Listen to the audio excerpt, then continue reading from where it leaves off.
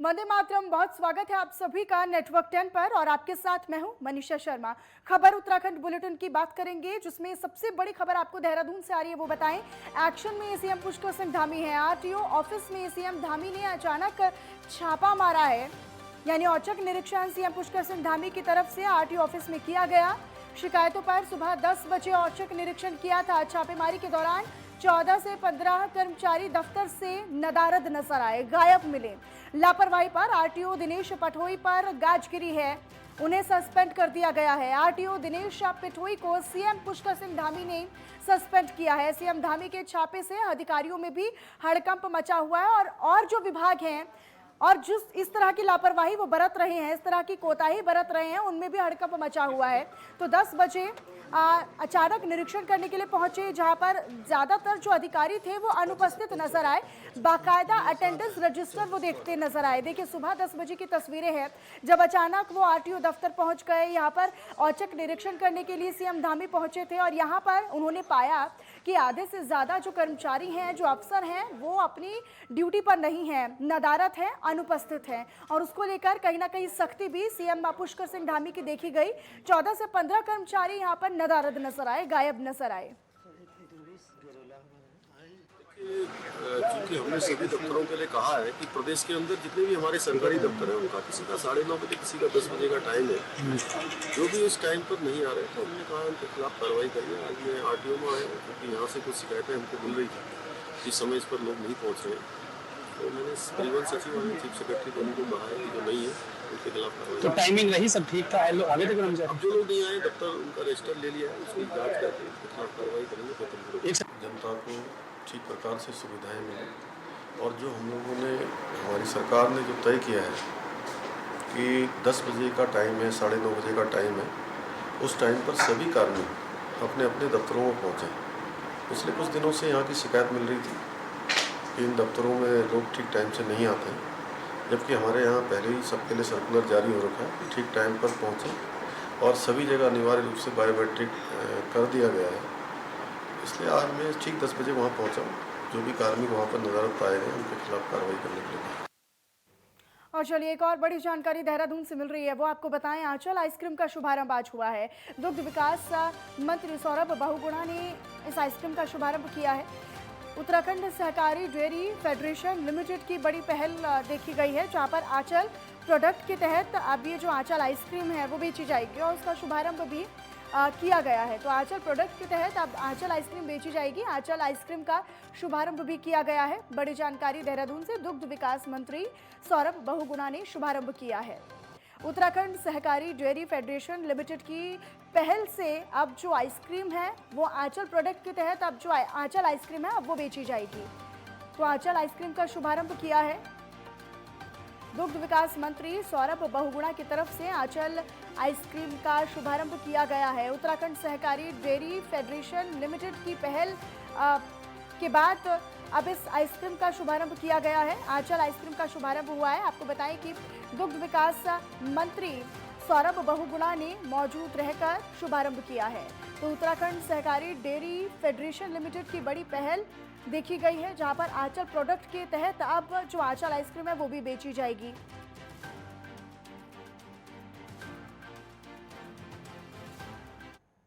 और वहीं दूसरी तरफ उत्तराखंड की सियासत गरमा देने वाली फटी जींस का जिन एक बार फिर से बोतल से बाहर आ गया है। जी, दरअसल पूर्व मुख्यमंत्री और गढ़वाल सांसद तीरथ सिंह रावत ने एक कार्यक्रम के दौरान अपने जींस वाले बयान को सही बताया। उन्होंने कहा कि वे जींस पहनने के खिलाफ बिल्कुल नहीं है, लेकिन फटी जींस हमारी संस्कृति का द्योतक नहीं है, जिसका विपक्ष ने विरोध भी किया। और वहीं एक बार फिर से बीजेपी भारतीय संस्कृति से परे बताते हुए आपको बताएं कि रावत के पक्ष में खड़ी दिखाई दे रही है।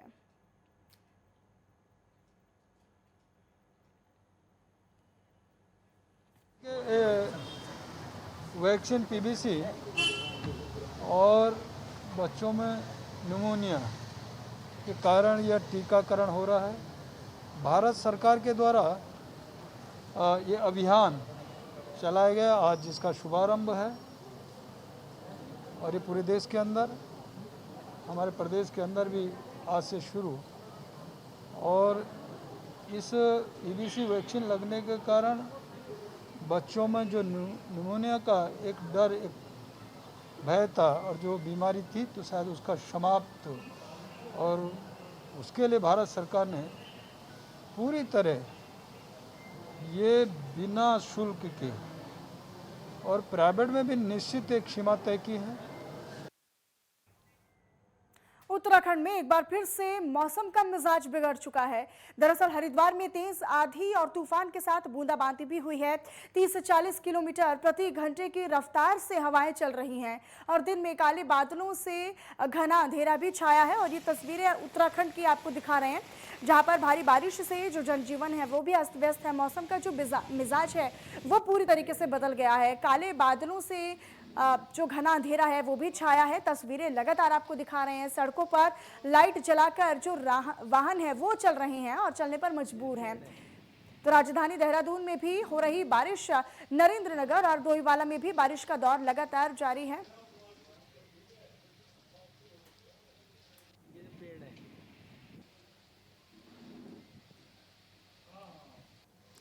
तो उत्तराखंड में फिर से मौसम का जो मिजाज है वो बदल गया है और पहाड़ में मौसम ने करवट ले ली है। हरिद्वार में आपको बताएं कि आंधी तूफान के साथ बूंदाबांदी भी हो रही है। काले बादल भी छाए हुए हैं, जिससे इलाके में जो घना कोहरा है, घना अंधेरा है वो भी छाया है और कहीं ना कहीं जो लाइट जलाने पर वाहन जो है वो मजबूर हो रहे हैं। तो पहाड़ में मौसम का जो मिजाज है वो बदल चुका है और उत्तराखंड के कई इलाकों में इस तरह की बूंदाबांदी हो रही है, बारिश हो रही है, तेज हवाएं चल रही हैं। 30 से 40 किलोमीटर प्रति घंटे की रफ्तार से जो हवाएं हैं वो चल रही हैं। उपेंद्र सिंह राणा हमारे संवाददाता सीधे हमारे साथ लाइव जुड़े हुए हैं। वो बताएंगे कि आखिरकार मौसम का मिजाज क्या कुछ कह रहा है। उपेंद्र, अभी आने वाले दिनों में किस तरह का मौसम रहेगा? मौसम विभाग की तरफ से क्या कुछ किसी तरह का अलर्ट भी जारी किया गया है आने वाले दिनों के लिए? देखिए मनीषा, जिस प्रकार से जो है उत्तराखंड की अगर बात की जाए तो मौसम विभाग ने पहले ही पूर्वानुमान जताया था कि आज जो है प्रदेश के कई जगहों पर जो है बारिश और तेज हवाएं जो है वो हो सकती है और उसके चलते जो है वो देखा गया कि खास तौर पर जो मैदानी क्षेत्र हैं, हरिद्वार हो, जो देहरादून है या टिहरी की तरफ जो है वो तेज हवाओं के साथ जो है काफ़ी बारिश जो है वो आज देखने को मिली। और हालांकि अगर पहाड़ों की अगर बात की जाए, जो पर्वतीय क्षेत्र हैं वहाँ पर उत्तरकाशी, चमोली, रुद्रप्रयाग या बागेश्वर की अगर बात की जाए तो इन जगहों पर पहले ही छुटपुट बारिश जो है कई दिनों से चल रही थी। लेकिन खासतौर पर जो मैदानी क्षेत्र हैं यहाँ पर आज जो है काफ़ी तेज बारिश और हवाएं जो है वो देखने को मिली, जिससे गर्मी से जरूर जो है आम लोगों को राहत मिली है। हालांकि मौसम विभाग का यह कहना है कि आने वाले 2 दिनों में भी हल्की से मध्यम बारिश जो है प्रदेश के कई हिस्सों में जो है वो देखने को मिल सकता है।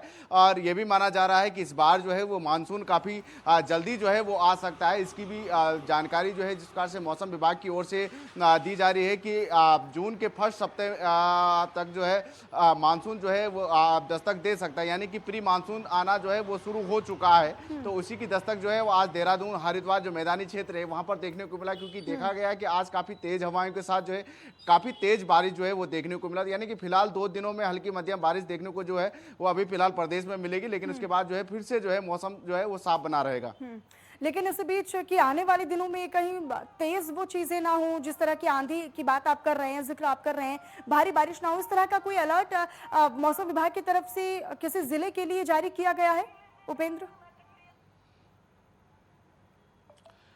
देखिए फिलहाल अभी किसी जिले के लिए इस तरीके का कोई जो है अलर्ट जो है वो नहीं किया गया है, लेकिन ये जरूर है कि मौसम विभाग की ओर से एक पूर्वानुमान जो है वो जारी किया गया है कि हल्की से मध्यम बारिश जो है कई पहाड़ी जिलों में जो है वो देखने को मिल सकता है। खासतौर पर जो गढ़वाल रेंज के जो जिले हैं वहाँ पर जो है हल्की से मध्यम बारिश देखने को मिलेगी और जो तेज हवाएं हैं वो कहीं ना कहीं कई जगहों पर जो है देखने को मिल सकती है। फिलहाल इस तरीके का कोई ऐसा अलर्ट जो है वहाँ फिलहाल जारी खास तौर पर किसी जिले के लिए नहीं किया गया, लेकिन ये जरूर है कि तेज हवाओं के साथ हल्की छुटपुट बारिश जो है वो अभी फिलहाल देखने को मिलेगी। और जो प्री मानसून है उसकी दस्तक जो है वो अब मानसून जो है वो देना शुरू कर दिया है।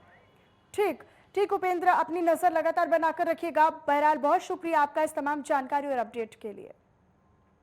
और वहीं ऊखीमठ में भगवान मध्य महेश्वर की चल विग्रह उत्सव डोली राकेश्वरी मंदिर राशि के लिए रवाना हो चुकी है। वहीं उत्सव डोली के कैलाश रवाना होते ही मध्य महेश्वर यात्रा पड़ावों पर रौनक भी लौटने लगी है। आपको ये भी बताएं कि भगवान मध्य महेश्वर की चल विग्रह उत्सव डोली में सैकड़ों भक्तों ने बढ़ चढ़कर हिस्सा लिया।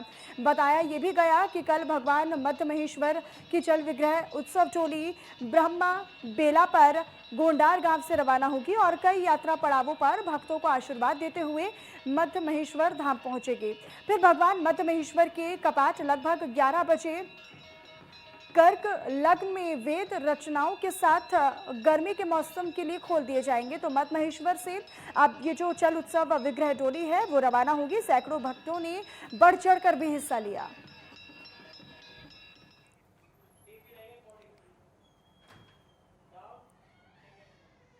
पौड़ी को जल्द ही लॉन टेनिस कोर्ट वाली सुविधा मिलने जा रही है। दरअसल खेल विभाग के इंडोर स्टेडियम में इस कोर्ट का निर्माण किया जा रहा है और इसे बनाने में 4 करोड़ 50 लाख की लागत आई है।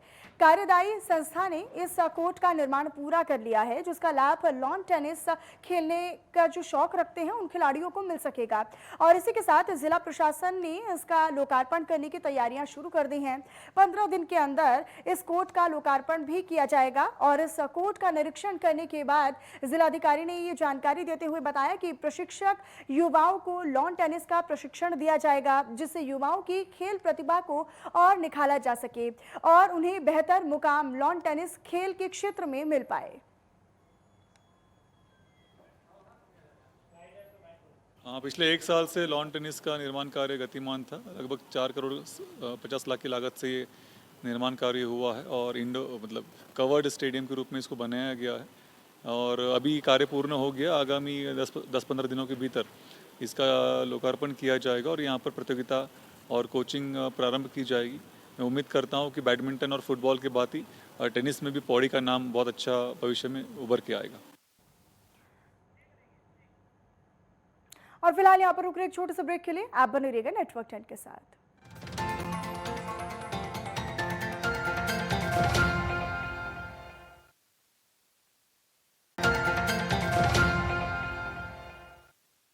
और चलिए ब्रेक के बाद एक बार फिर से आप सभी का बहुत स्वागत है। रुक करते हैं बुलेटिन में कुछ और खबरों की तरफ। रुड़की से अगली खबर आपको बताएं, जहां पर आकाश मधवाल आईपीएल में मुंबई इंडियंस के लिए खेलेंगे। आपको ये भी बताते चले कि रुड़की के ऋषभ पंत पहले ही अंतर्राष्ट्रीय क्रिकेट में अपनी प्रतिभा का लोहा मनवा चुके हैं। तो वहीं दूसरी तरफ अब रुड़की के ही आकाश मधवाल भी आईपीएल में खेलते नजर आएंगे। आपको ये भी बताएं कि मुंबई इंडियंस के खिलाड़ी सूर्य कुमार यादव के चोटिल होने के बाद अब आकाश मधवाल को टीम में शामिल कर लिया गया है। तो वहीं दूसरी ओर आकाश मधवाल के आईपीएल खेलने पर उनकी मां खुशी से भावुक हो उठी।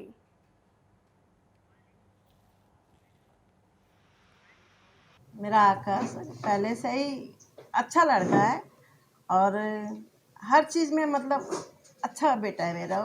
मुझे उस पर गर्व भी है, विश्वास भी है और पढ़ाई में भी अच्छा था, मेहनती भी है मेरा बेटा। और आगे भी मुझे बहुत गर्व है कि वो आगे चल कर बहुत कुछ करके दिखाएगा।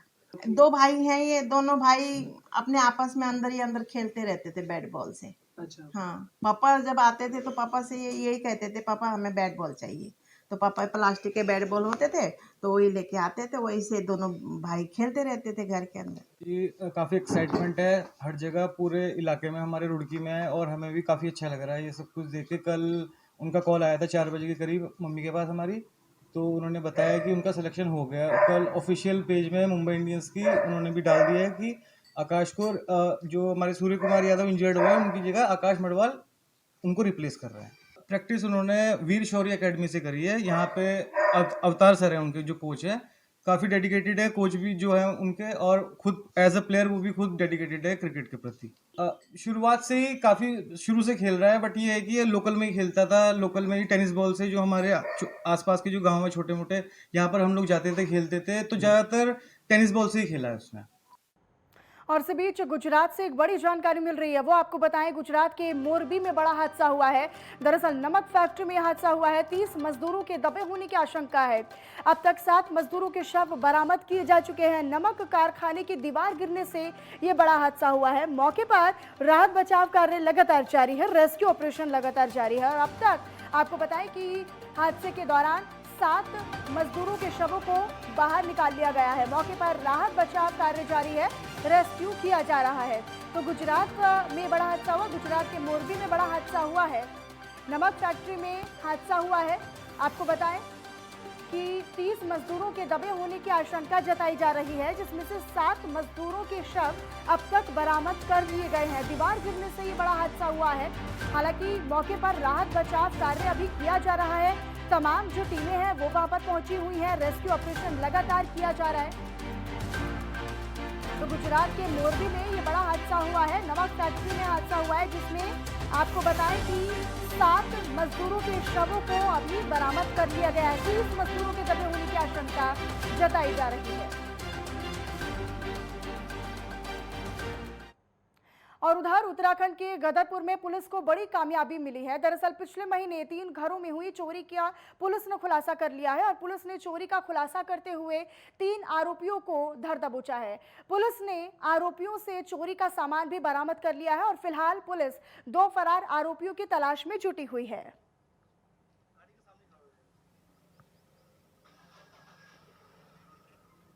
अभी तक 3 लोगों ने चोरियां की थी। एक व्यक्ति को पकड़ा है, दीपक गुप्ता को। 2 अभी फरार चल रहे हैं, बहुत जल्दी उसको पकड़ेंगे। और इसके बीच में जो सोने के ज्वेलर्स है और एक बिचौलिया था, उसको भी गिरफ्तार किया। टोटल 3 गिरफ्तार किए हैं। और ये जो चोरियां हैं, 3 चोरियां, 2 हुई थी दिनेशपुर क्षेत्र में और एक हुई थी गदरपुर क्षेत्र में। क्योंकि अभी दीपक गुप्ता एक ही मुलजिम हमने पकड़ा है, अक्यूज। उसके खिलाफ में पहले FIR हुई है 64/2000 थाना सितारगंज में, धारा 457 380, मतलब इसी टाइप की उसने चोरी की थी। और FIR नंबर 42/2021 की, ये 457 380 411, ये थाना सितारगंज, मतलब दोनों सितारगंज की घटनाएं हैं। और वहीं दूसरी ओर देहरादून में मौसम बदलने से वहां के लोगों को बड़ी राहत मिली है। दरअसल आपको बताते चले कि देहरादून में मौसम का मिजाज पूरी तरीके से सुहावना होता नजर आ रहा है और देहरादून और साथ ही कई जिलों में भी भारी बारिश भी देखी जा रही है। वहीं जानकारी के अनुसार बारिश के साथ साथ तेज हवाएं भी चल रही हैं, जिससे वहां के लोगों को गर्मी से राहत मिली है। आपको ये भी बताएं कि मौसम के बदलाव के बारे में मौसम विभाग ने पहले ही जानकारी दे दी थी।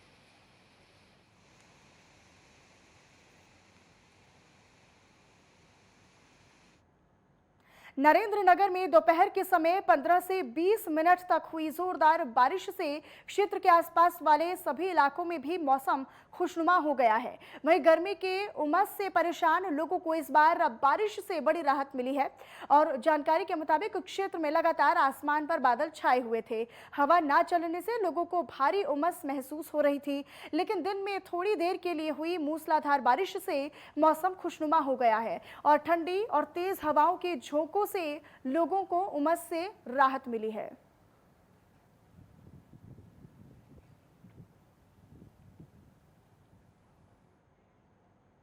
और वहीं 22 मई को हेमकुंड साहिब के कपाट खुलने जा रहे हैं और कपाट खुलने से पहले हेमकुंड साहिब पैदल मार्ग पर स्ट्रीट लाइट जगमगा चुकी हैं और इस बार पहली बार हेमकुंड साहिब पैदल मार्ग पर यात्रियों की सुविधाओं के लिए स्ट्रीट लाइट्स को लगाया गया है, ताकि रात के अंधेरे में पैदल ट्रैक करने वाले किसी भी तीर्थ यात्री को किसी भी तरह की परेशानी का सामना ना करना पड़े। आपको बताते चले कि लगभग 8 किलोमीटर के पैदल रास्ते पर स्ट्रीट लाइट्स लगाई गई हैं। वहीं दूसरी ओर विद्युत निगम और विद्युत विभाग के द्वारा समय रहते ही कार्य पूरा कर लिया गया है। पूरी स्ट्रीट लाइट का कार्य फोन में आ रहा है इस पे।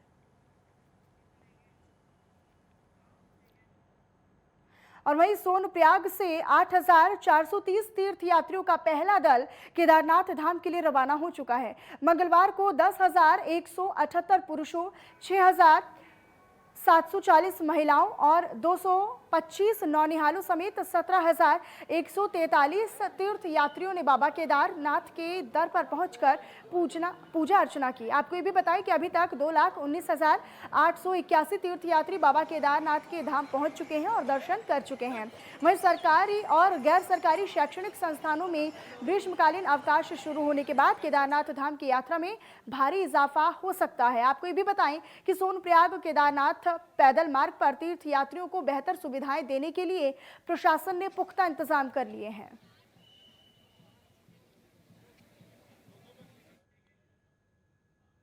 मानव उत्थान सेवा समिति शाखा प्रेमनगर आश्रम की तरफ से योग नगरी रेलवे स्टेशन पर नवनिर्मित माता राजेश्वरी धर्मार्थ प्याऊ का लोकार्पण पर्यटन मंत्री सतपाल महाराज, वित्त मंत्री प्रेमचंद अग्रवाल और पूर्व कैबिनेट मंत्री अमृता रावत ने संयुक्त रूप से किया।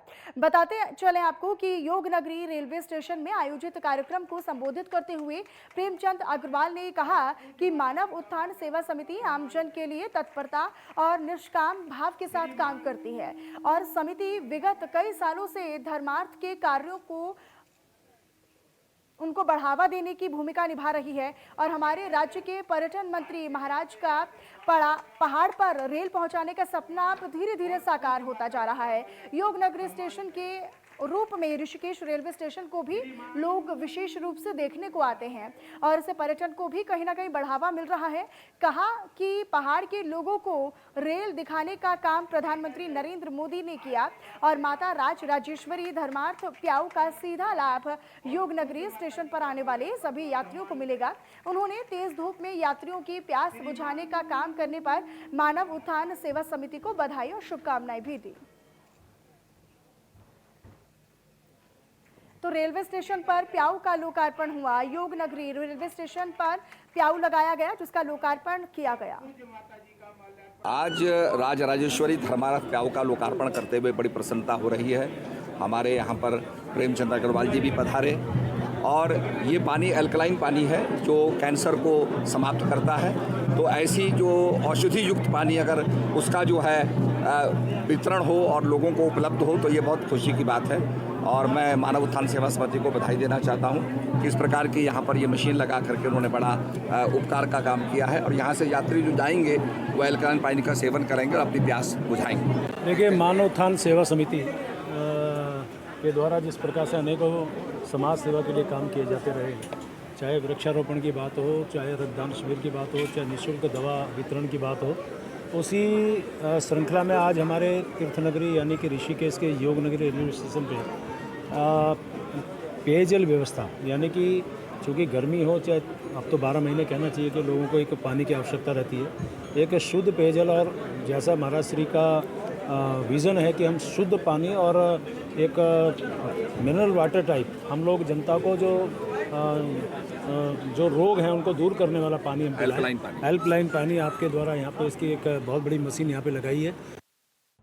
अब यूपी के तर्ज पर उत्तराखंड में भी खाद्य मंत्रालय द्वारा कड़े निर्देशों पर अपात्र राशन कार्ड धारकों से राशन कार्ड समर्पण हेतु समय अवधि जारी की जा चुकी है। आपको ये भी बताते चले कि प्रदेश के खाद्य मंत्रालय द्वारा सख्त रवैया इख्तियार करने के बाद जारी किए गए निर्देशों पर खाद्य नागरिक आपूर्ति और उपभोक्ता मामले संबंधित विभाग की अध्यक्षता में इसके मद्देनजर विशेष विभागीय समीक्षा बैठक आयोजित की गई थी, जिसमें एक विशेष अभियान चलाकर निर्देश जारी किए गए थे कि राशन सामग्री संबंधित वितरण स्थानों पर बैनर चस्पा करते हुए प्रचार प्रसार के माध्यम से इसकी घोषणा की जाए, जिसमें आगामी 31 मई का अल्टीमेटम भी दिया जा रहा है। आपको भी बता दें कि अगर निर्धारित समय अवधि के अंदर अपात्र राशन कार्ड धारकों द्वारा समर्पण प्रक्रिया नहीं अपनाई जाती है तो उनके बाद उन पर कार्रवाई भी की जाएगी। हर डीलर की दुकान, राशन की दुकान पे बैनर लगवा दिए गए हैं जो पात्र अपात्रता के बारे में बताते हैं और हमारे यहाँ अभी तक केवल 21 कार्ड सरेंडर किए गए हैं कार्ड धारकों द्वारा। विभागीय कार्रवाई कब तक तय है? 31 मई के बाद। और चलिए फिलहाल इन्हीं खबरों के साथ खबर उत्तराखंड में बस इतना ही। आप बने रहिएगा नेटवर्क 10 के साथ। जय हिंद।